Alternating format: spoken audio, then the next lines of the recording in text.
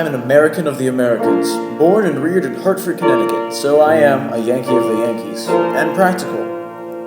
When I was little more than a lad, I went over to the great arms factory and learned my real trade.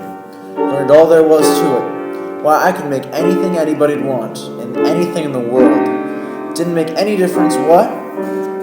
If there wasn't any newfangled way to make it, I could invent one. And I could do it as easy as rolling off a log. I became the head superintendent, had a couple thousand men under me.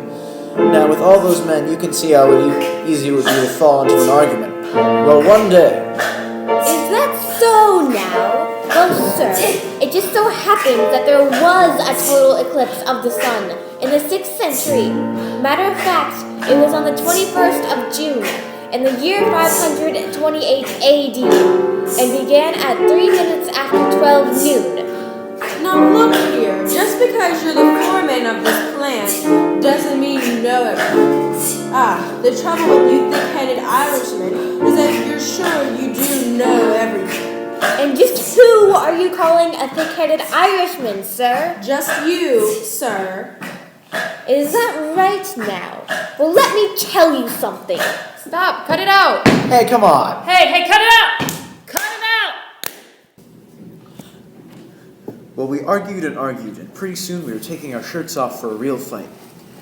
Everything was going along pretty smoothly until he hit me a left under the chin that I didn't expect. The next thing I knew, I was floating through space.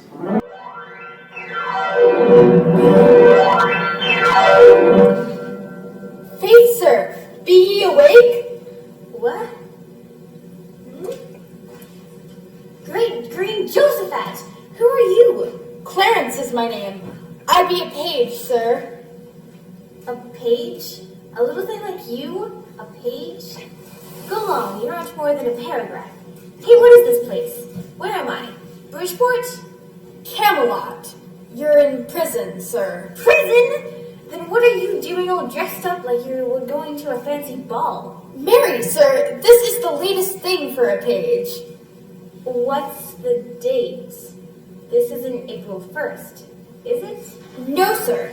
It's the 20th of June, 528. 520. Look here. Is this a circus, maybe? Or a lunatic asylum? No, sir. In faith, it isn't. Well, then, either I am out of my mind, or something awful just happened. Now tell me, honest and true, where am I? Mary, sir, 'tis easy. You are in King Arthur's court. Well, sir, there never was a man more dumbfounded than I was. I just couldn't get used to the idea. That's why when I awoke again, I thought the whole thing a dream. And when I saw that page boy standing before me, I was more amazed than ever. Sir, wake up! What? You here yet? Go along with the rest of the dream. Yet. Prithee, what dream? What dream? Why, the dream that I am in King Arthur's court, and that I talk to you for nothing but a work of the imagination. Indeed. And is it a dream that you're to be burned at the stake tomorrow? Answer me that. What? Aye, by the command of the king. Merlin suggested it. Now, Clarence, my boy, you're the only friend I've got. You must help me devise some way to escape from this place. Verily, sir, it is impossible. The corridors are filled with guards, and worse than that, Merlin has woven a spell around this dungeon, and there bides not a man in this kingdom who would dare attempt to escape. Merlin hath wrought a spell? Merlin, forsooth! That cheap old humbug, that maundering old fake. Oh, beware! Any moment these walls might crumble upon us if you say such things. Do you know why I laughed? Because I'm a magician myself. Now listen to me. I want you to do me a favor. You said today is June 20th, didn't you? Well, get word to the king that I'm a magician myself.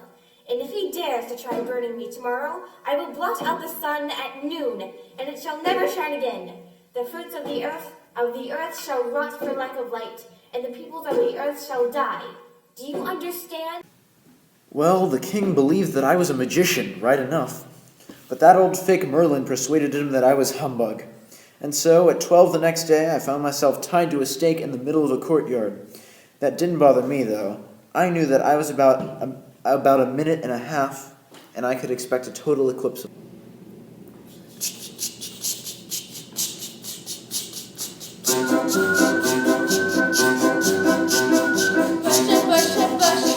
Here's the new Alannah with the brand new flavor. It's candy for your teeth.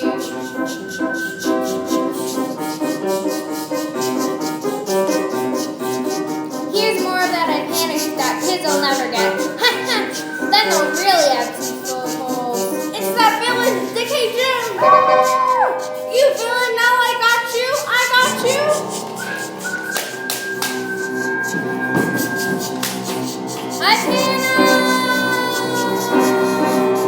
Alannah knocks out Decay Jim's best of all leading brands.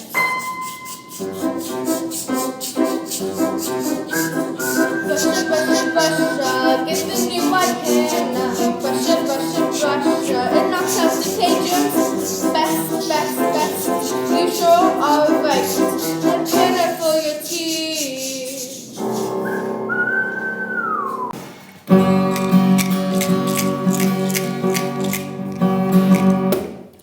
I am Chichita Banana, and I come to say bananas have to ripen in a certain way when they are flecked with brown and have a golden hue. Bananas taste the best and are the best for you. You can put them in a salad, you can put them in a pie.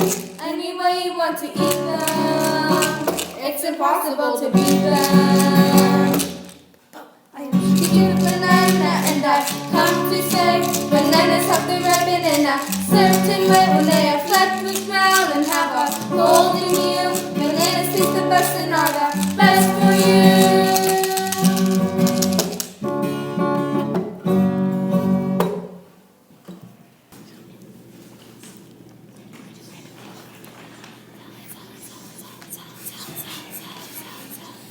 Sure enough, just as they were about to light the pile of wood under my feet, I saw the sky darken slightly. Majestically, I raised my arm, pointing at the sun. Then everyone noticed the darkness. Poor fools, they thought I was really going to go through with my threat. Suddenly, the king rose and shouted, "Stop the proceedings! I forbid the lighting of the stake." "But, your majesty!" Be quiet, Merlin. I, Arthur, King of England, command silence. But look you, the skies grow darker. Stranger, I am so sorry. I beg of you, do not extinguish the sun. Stay where you are. If any man moves, even the king, before I give him leave, I will blast him with thunder and lightning. Name any terms, reverend sir, even to having of my kingdom, but banish this calamity. Spare the sun. Give me time to consider. How long, oh, how long? Be merciful. Look, it grows darker, moment by moment. Prithee, how long? Oh, not long. Maybe an hour. For a lesson, I will let this darkness proceed and spread night in the world. But whether or not I will blot out the sun for good shall rest with you. These are the terms. You shall remain king over all your domains, but you shall appoint me your perpetual minister and executive, so that I'll be the boss. And give me as payment 1% of all revenue I raise for the state. Is it satisfactory? Away with his bonds and set him free, and show him homage high and low, rich and poor, for he is a great wizard and magician. Now, sir, banish, if you will, this awful night. At last, the eclipse is total. Now is the time. Let the enchantment dissolve and pass harmless away. Hip, hip, hip, hip, hip, hip, hip, hip.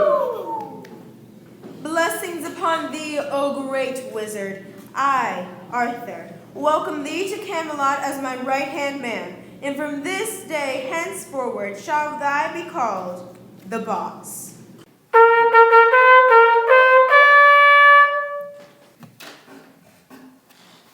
Make way! Make way! Make way for the boss! Well, that miracle, shall we call it, fixed things up right as they should be. Soon news of it traveled throughout the kingdom, and everybody knew what a wonderful person I was. Of course, I couldn't rest on my laurels. The kingdom would get suspicious. Besides, I was getting restless. I wanted to get some new glories, and so I began inventing things. Look, Your Majesty, my newest invention. It is... It is wondrous looking thing, but what is it? It's an artificial candle. It's cheaper to manufacture. I've already started a factory, and it'll give 100 times the light that oil lamps give. Indeed. And what do you call your new miracle? I've given it a name. Electric light bulb. Another invention, Sir Boss. Yes, a kaleidoscope sunshade.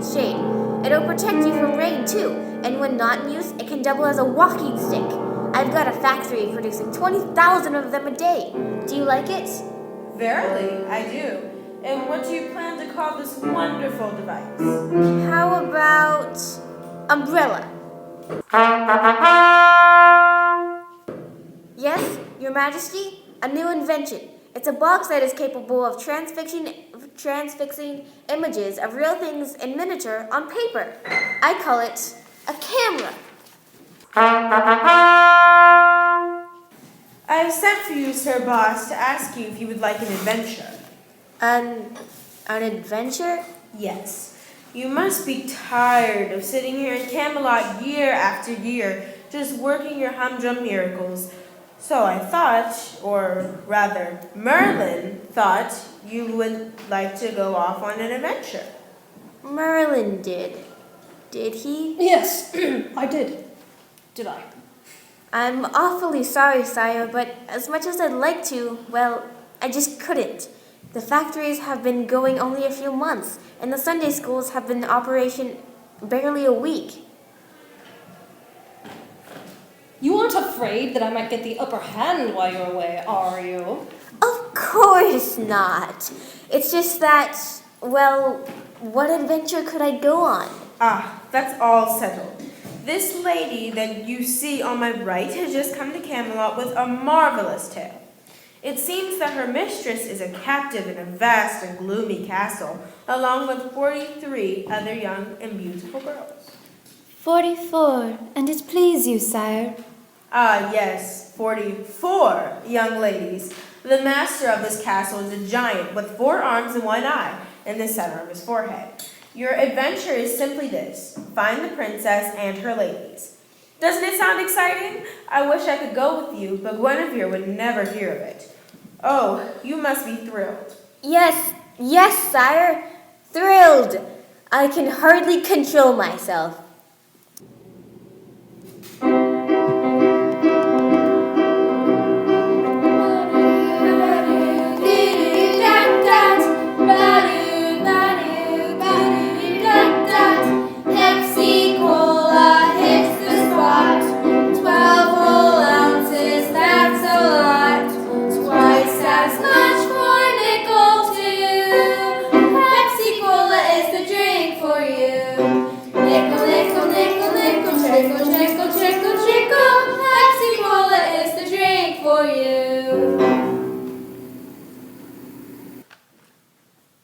I'm your school bell, ding dong ding. Boys and girls all hear me ring. Every time I ding dong ding, come with me to play and sing. Ding dong ding dong ding. I have something I want to show you, boys and girls. Something very special. What do I have? What do you think it is? How can you tell? Oh, yes, it is. Look right here. It says Wheaties. Say it. Wheaties. Wheaties! Breakfast of Champions. Wheaties has a new box. A brand new box. Look who's over here. She has her mouth kind of open. Do you know why? She's very happy. Because look what's on the back. A blackboard. Yeah, all you need is chalk. What? You go write your name? Draw your hands? Why, you can just draw anything that you want to draw. No, I don't think so. Should I? Well, we could do it like this, and when you're finished, you can wipe part of it off, or all of it off. Just wipe it off with a cloth and start all over again. Boys and girls, when your mother goes to the store, you help her buy what? The new Wheaties box. And when it's breakfast time, or any time, what are you going to do?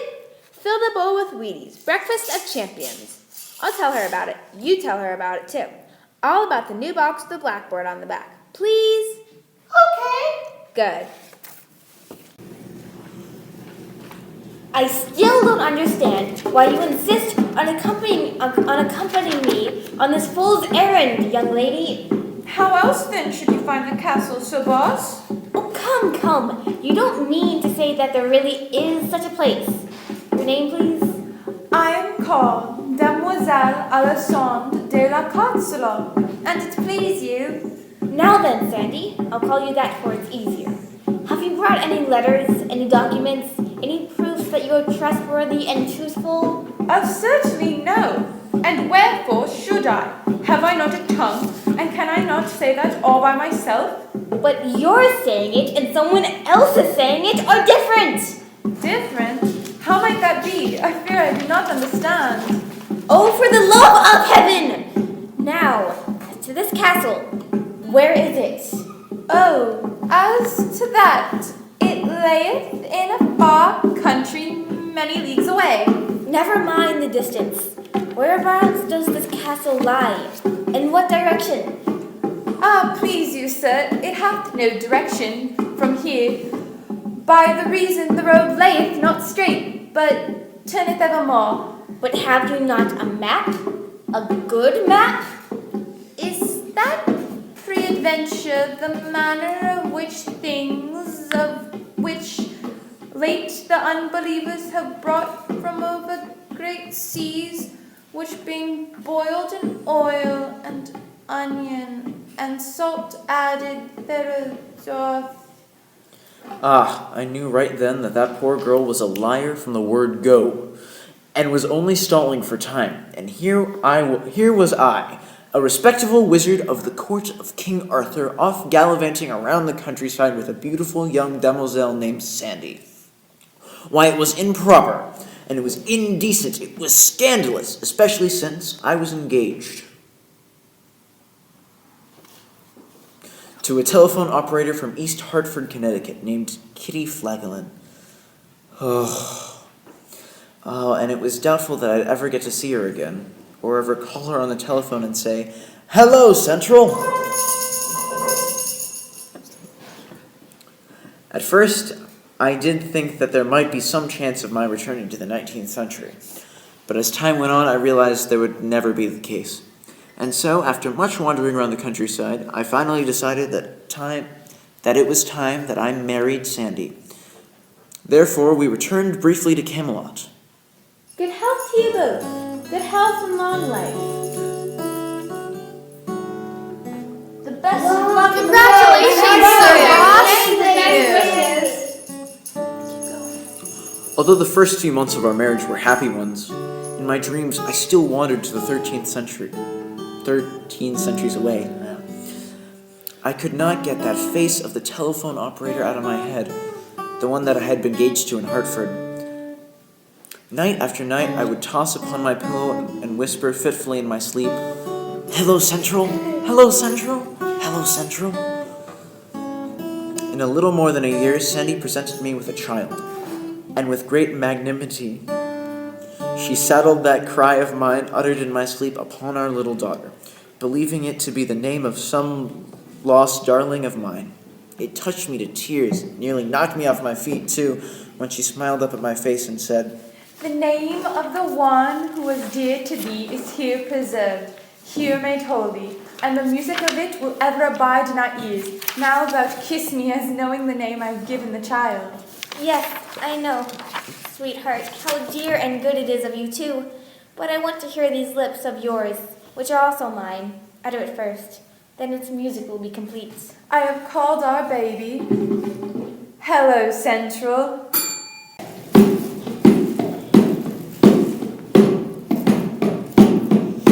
"Well, hello, boy. Now, what do you say?" Let's make with the popcorn right away. "Too much trouble to bother. Yes, indeed." all you need. You need more than heat, boy, according to oil. You need popcorn, salt, butter, oil, and a frying pan ought to be completely proper. You ought to have a popper.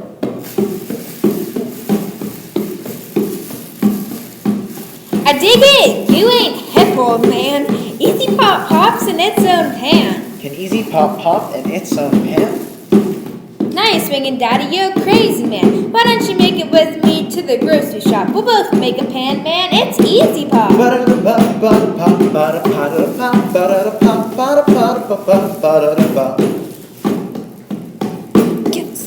Now give us the heat, man. That's the wildest. Easy Pop's the neatest and the mildest. Well, I'll have a gallon in just about a minute. Popcorn, salt, oil, and everything in it.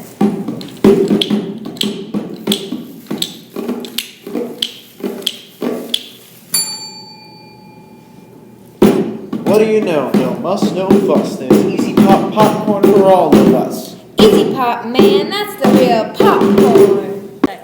When you call a girl for a date, do you have confidence in yourself? Well, you should see yourself as others see you. Right. But one thing that gives any man confidence is a smart, successful appearance, which of course means well-groomed, healthy-looking hair. That's why you should use Wild Root Cream Oil Hair Tonic. Because when your appearance matters most, Wild Root gives you confidence. It contains that heart of lanolin. Yes, the heart of lanolin. The best part of nature's hair and scalp conditioner. Wildroot keeps hair handsome and healthy looking, the way nature intended it. Neat, but not greasy. Ew. Just a few drops every morning will give you confidence in your appearance all day long, in any situation. Get Wildroot Cream Oil, America's largest selling hair tonic, now in tubes and unbreakable bottles. Wildroot Cream Oil gives you confidence.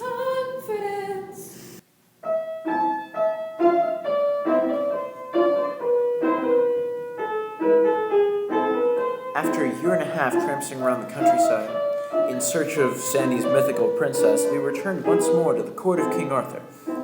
At first I was worried what I could tell His Majesty, but Sandy fixed things right up.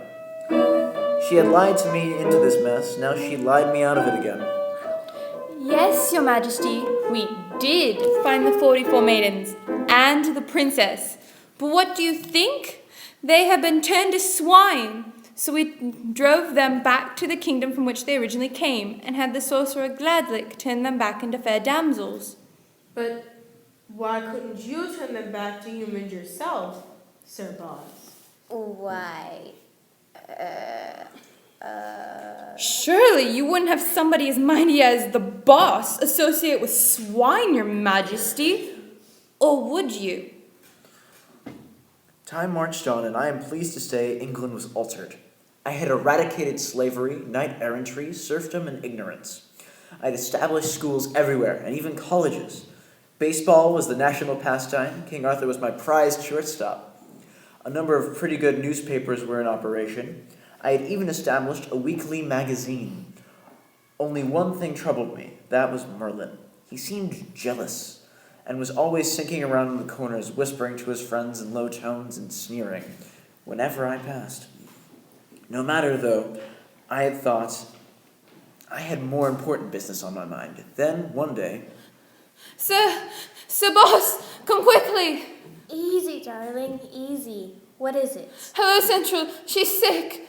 The doctor says it's membranous corp. I don't know what that is. It's a word he learned in one of your colleges, but I'm frightened. Clarence, fetch my staff of physicians, and hurry. The doctor said we must take the child away if we coax her back to health and strength again. And she must have sea air, quickly. I had a yacht outfitted, and Sandy, the baby, and I took off for a cruise to the Mediterranean. I left Clarence in charge of things while I was away, and for 3 months I didn't set foot on English soil.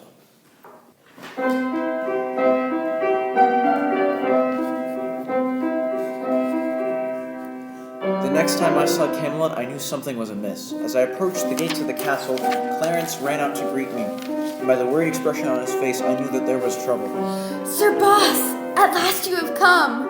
What is it, Clarence? Speak! It was a plot. All of it. All Merlin's idea. As soon as your sails were out of the harbor, he began a revolution. A revolution? He brought back slavery, nobility, everything that you worked for years to remove. The people were only too ready for things to go back to their old state. It was no good for you to try to change them. My dreams of a republic. All gone. All smashed. What of the king? Dead. It is no use, I say. No use at all. Come, Clarence. There is work to do. Work? Where? We must destroy the schools, the factories, the colleges, lest they fall into Merlin's hands. We must destroy them, else they destroy England.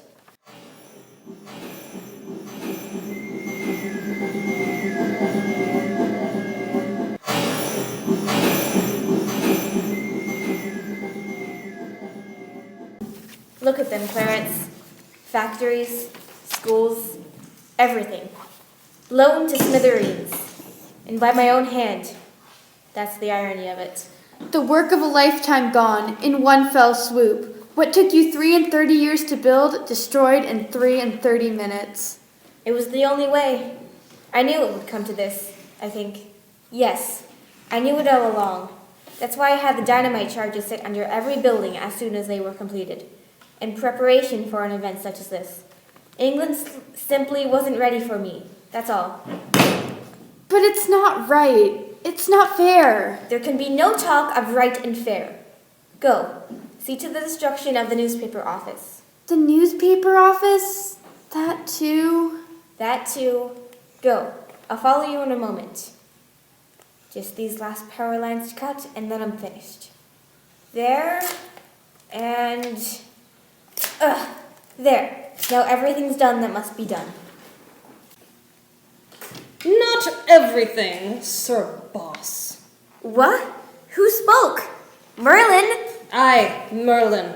You see, Sir Boss, I win after all. I still have the upper hand here. I shall always have the upper hand here. Not as long as I'm alive. Oh, just so, and that is the one task that remains in the destruction of your empire. I will not try magic with you. We understand each other far too well for that. I shall only use this dagger. What? There now, Sir Boss. I, Merlin, am once again triumphant. Husband, Clarence told me I might find you here. What's this? Merlin, where's Sir Boss? Stab? He's unconscious. Aye, in my power at last. Husband! It is now my turn to work an enchantment. An enchantment to send Sir Boss back to wherever he came from. Package and run your Sophocles! Goodbye, Allison! Goodbye, Allison! Goodbye, Allison! Allison? Allison? Allison? Hey, who's Allison? Come on, boss, wake up. I didn't mean to hit you that hard, honest. Clarence? Merlin? Eclipse? Yeah, the eclipse, boss. You were right about that. Now wake up, boss. Please? Where am I? You're in the factory? Boss, I was afraid you were never going to come around. Huh? What? You're sure this isn't Camelot? It's the factory. The factory. Where did you think you were? Why, Oh, never mind. You'd probably never believe me, even if I told you. Besides, it was all just a dream. It was the only way, Sir Boss. The only way. That voice, how can it be? It was only a dream. Or was it?